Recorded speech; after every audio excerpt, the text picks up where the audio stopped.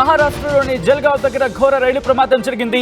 Pushpak express లో మంటలనే ప్రచారం జరిగింది. దీంతో ఆ ప్రచారంతో పక్క ట్రాక్ లోకి దూకేశారు దాదాపుగా 20 మంది ప్రయాణికులు. అయితే పుష్పక్ ఎక్స్ప్రెస్ లో మంటలు అంటుకునే భయంతో కిందకు దూకేశారు ప్రయాణికులు. చైన్ లాగి కిందకు దూకేశారు ప్రయాణికులు. విజువల్స్ మీరు చూస్తున్నారు. ఆర్టీవీ స్క్రీన్ మీద ఎక్స్క్లూజివ్ గా కిందకి దూకారు ప్రయాణికులు. దీంతో అటుగా వస్తున్న మరొక రైలు ఢీకొట్టింది, ప్రయాణికులను ఢీకొట్టింది. బెంగళూరు ఎక్స్ప్రెస్ ప్రమాదంలో దాదాపు 10 మంది మృతి చెందినట్టుగా తెలుస్తోంది. విజువల్స్ మీరు చూస్తున్నారు ఆర్టీవీ స్క్రీన్ మీద. మహారాష్ట్రలో ఘోర ప్రమాదం జరిగింది. మరి ముఖ్యంగా ట్రైన్లో మంటలు అంటుకున్నాయనే భయంతో అనే ప్రచారంతో దూకేసరిగా దాదాపుగా చైన్ లాగి దాదాపు 10 మంది ప్రయాణికులు.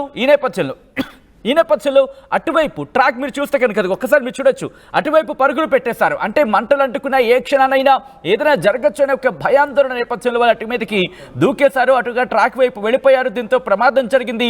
విజువల్స్ మీరు చూస్తున్నారు. ప్రస్తుతం అక్కడ భీతావాహ పరిస్థితి నెలకొంది. ఎక్కడ చూసినా ఎందుకంటే దాదాపుగా రైలు అంటే మనకి 40 నుంచి 60 కిలోమీటర్లు సుమారు ఆ వేగంతో వెళుతూ ఉంటుంది. ఈ నేపథ్యంలో అటుగా వెళుతున్న ట్రైన్ ఒక్కసారిగా బలంగా ఢీకొట్టింది.